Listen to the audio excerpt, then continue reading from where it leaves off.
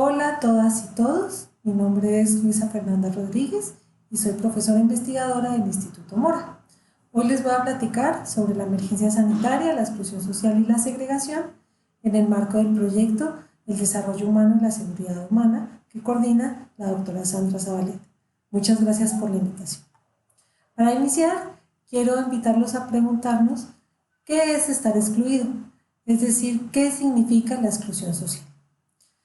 Como primer punto, entonces es necesario saber que la exclusión no es un estado que sea permanente o inalterable.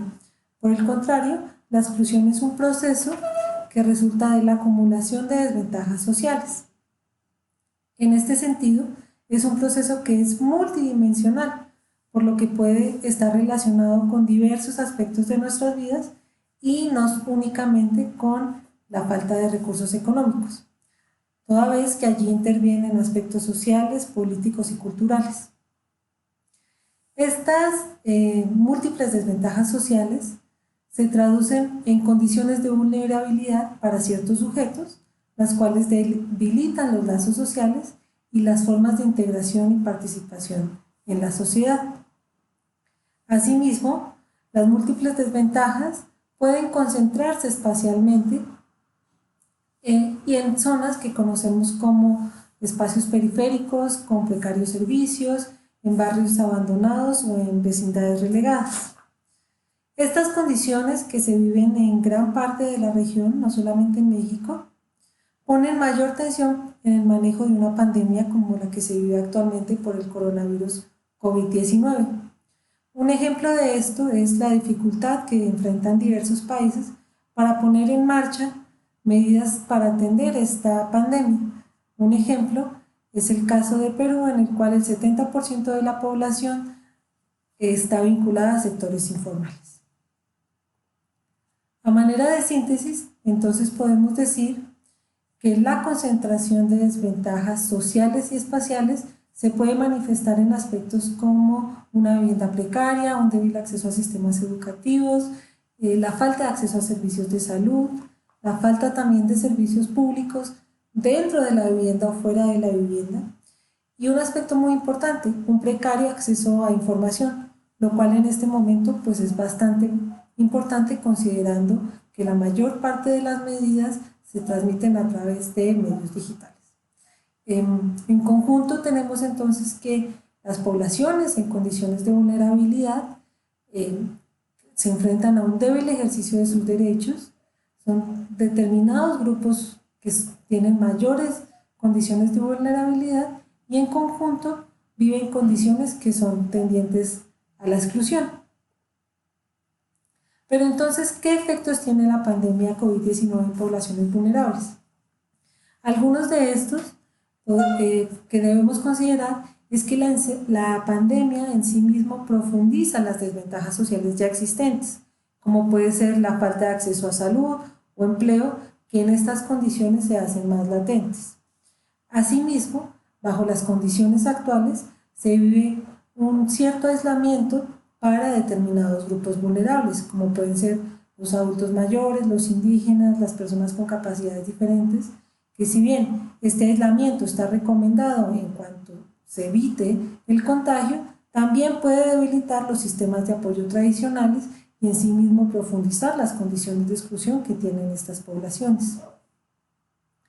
Otro aspecto a considerar en la pandemia es que existe una dificultad en el acceso a bienes y servicios básicos, aspectos tan necesarios como son los alimentos, el ingreso o los medicamentos. En estas condiciones se vuelven aún más difíciles de acceder para ciertas poblaciones. También en la pandemia nos muestra o evidencia la precaria presencia que tiene el Estado en ciertos espacios y frente a ciertas poblaciones, es decir, estos lugares donde el Estado y sus servicios a través de la educación, la salud u otros servicios básicos están ausentes. Bajo las condiciones de la pandemia se hacen aún más evidentes. También nos muestra la pandemia de coronavirus que hay un abandono a las formas alternativas de cuidado que quizás en estas condiciones podrían servirnos para atender de mejor manera el contagio. Y por último, también pues existen unos mayores limitantes para el ejercicio de derechos de ciertas poblaciones.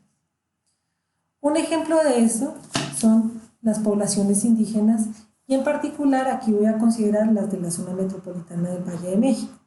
Como datos generales, solo tener en cuenta que en la zona metropolitana habitan 880.552 personas que se consideran como indígenas. De estas, el 4% de los que son mayores de 15 años es analfabeta. Un poco menos de la tercera parte no cuenta con derecho a bien sea servicios de salud. El 5% de las viviendas de hogares indígenas no tienen agua entubada.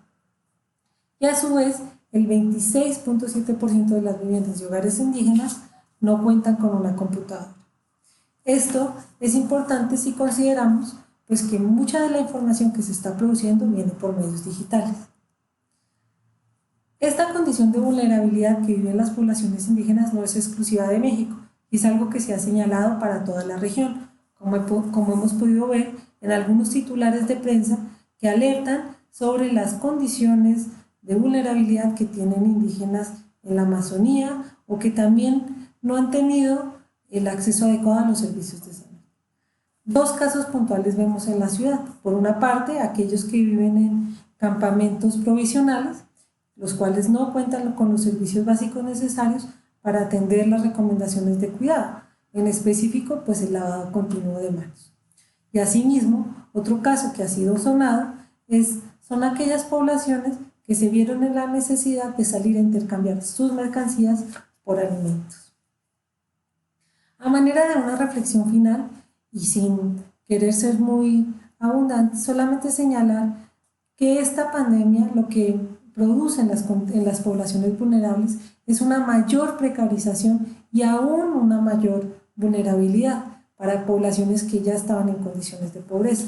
Asimismo, se debe reconocer que la pandemia va a profundizar o está profundizando el miedo por el otro, el miedo que pues, puede ser por el contagio, pero que ahora se relaciona con determinadas poblaciones.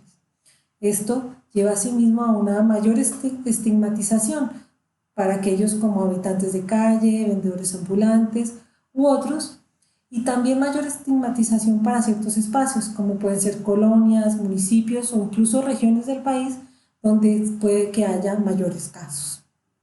En conjunto, las condiciones de la pandemia repercuten que haya unas mayores dificultades para el ejercicio de la ciudadanía de ciertas poblaciones y profundiza las condiciones de exclusión que estos viven.